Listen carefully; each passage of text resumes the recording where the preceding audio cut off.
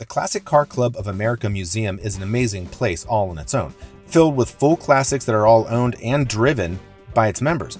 But you can't get to it without seeing literally tons of great cars all over the Gilmore grounds first. So we called the only guy we know who could come pick us up so we wouldn't get lost or distracted on our way to lunch. So now here at the Gilmore, we're doing what they call, Josh, what's it called? Ride the Classics. Ride the Classics. And I'm here with Josh Russell, again from the Gilmore.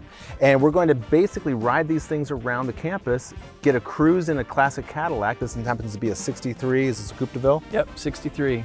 And Josh is going to tell us a little bit about the museum and the facilities and the entire campus. There's a lot of grass to mow here. Let's get started.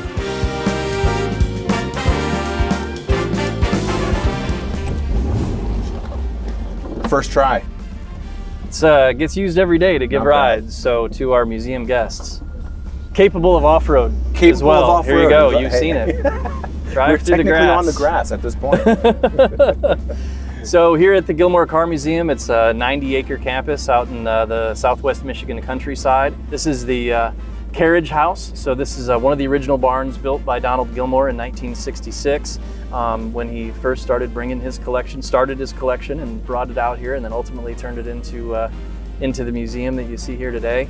It's a reproduction from the blueprints of a 1930s Shell station here on the property.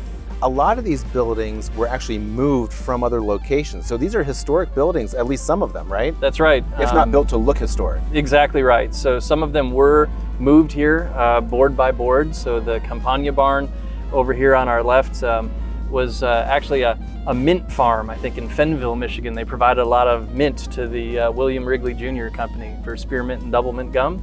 And that's an 1897 barn that Donald Gilmore saw, fell in love with, and then had moved here board by board. The steam barn that now houses the Museum of the Horseless Carriage, originally built with tracks in the middle of it to house a steam train that he had here inside the building. Inside the building, that actually was built to resemble the design of a barn that he couldn't convince the farmer and the owner to move over here.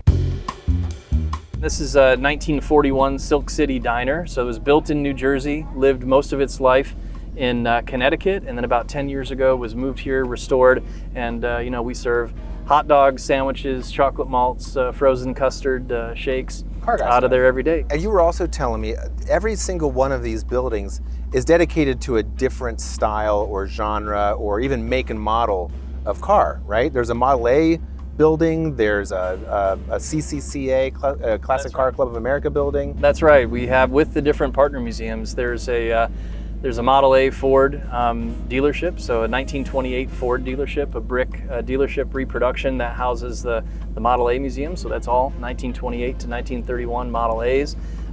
Cadillac LaSalle Museum is in a 1948 Cadillac dealership in that 40s modern kind of clean lines type style with a curved glass wraparound showroom, which is really, really neat.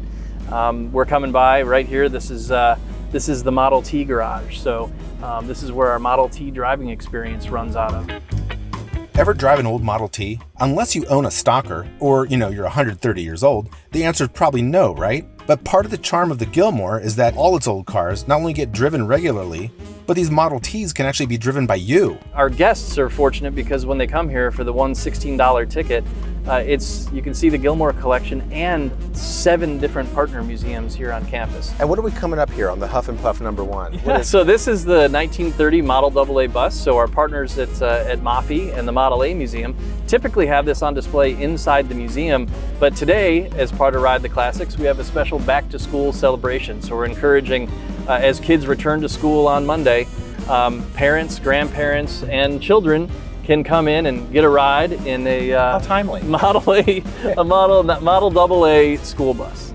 Maybe we should go get a ride, see if we can. I think we should just at least check it out. Seats. I was never allowed to sit in the very back because I wasn't that cool. So maybe now I can live my own childhood dreams all over again. Absolutely. Sounds like a plan. Let's do it.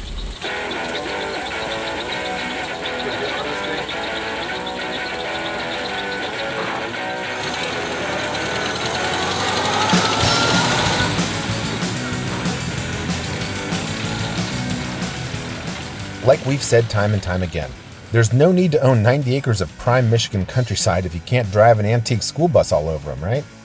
But if you happen to miss a truly unique ride in something like this, fear not. Trust and believe that no matter what time of year you show up at the Gilmore, there will always be something old and amazing to go for a scoot in.